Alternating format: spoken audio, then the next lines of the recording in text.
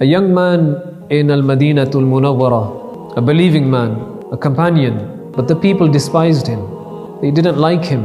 And they didn't like him because he had two things which they despised. He was short in stature. He had something on his face which is called damama. Now damama, without pinpointing exactly what it is, it's something which is on the face, is unappealing, which the people found unappealing. It's like a growth on the face. His companion had this on his face. And coupled with the fact that he was of short height, the people despised him. They despised him such that every time he would come towards them, they would move away, as if this was contagious. But there was one person who loved him tremendously, and that was the Prophet ﷺ. And he loved Allah and His Messenger ﷺ. And he worked diligently, day and night, for the cause of Islam. But as with every young man, there came a point in his life where he wanted to get married. And nobody wanted to give their daughter's hand in marriage to him. And so he asked the Prophet ﷺ to undertake this task for him and to find a bride for him. So the Prophet ﷺ approached this family and said to the man, "I would like your daughter's hand in marriage." The man was absolutely ecstatic, overjoyed. "Ya Rasulullah, of course this would be a sharaf for us." But then his joy was short-lived, because the Prophet ﷺ told him, "It's not for me, it's for my companion Julaybib." Suddenly the man's complexion changes. The color on his face is lost. And he begins to backtrack. "Ya Rasulullah, you will have to speak to the girl's mother. I have no say in this."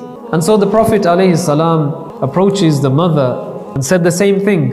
The woman is overjoyed. "Ya Rasulullah, this is an honor for us. This is a great sharaf for us." And the Prophet ﷺ tells her, "Not for me, but for my companion Julaybib." The woman is angered. She said, "Julaybib, never will I marry my daughter to Julaybib." But it just so happens to be that the girl in question is listening to the conversation. She intervenes and she said, "Do you realize who you are saying no to? Are you saying no to the Messenger of Allah Sallallahu Alaihi Wasallam?" Suddenly it dawns upon them that what have we done? What have we done?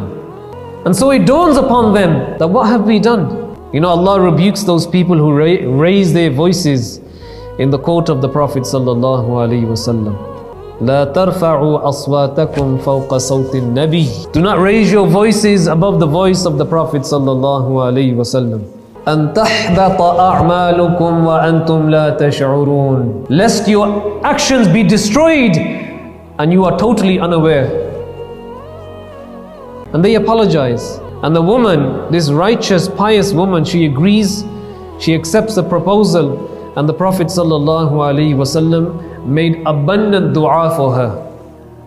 Now, this is where the story takes a turn. Before Julaybib is able to marry this woman, remember in the early days, Al-Madinatul Munawwara is under constant attack.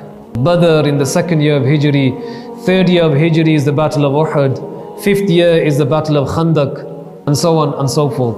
And there's many skirmishes in between.